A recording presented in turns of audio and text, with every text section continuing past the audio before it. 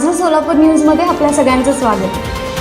सोलापुरातील Natepute police station हद्दीमध्ये चोरीला गेलेले 2,90,490 रुपयांचे 12 मोबाईल हस्तगत करून मूळ मालकांना परत करण्यात आले। सहाय्यक पोलीस निरीक्षक महारुद्र परजणे आणि त्यांच्या पथकाने ही कामगिरी केली।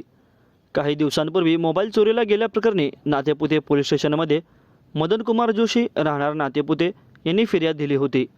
याचा तपास करून आरोपी उमेश पोपट लोंढे राहणार बरड तालुका फलटण जिल्हा सातारा यास ताब्यात घेऊन त्याच्याकडून चोरीचे 12 मोबाईल जप्त करण्यात आले।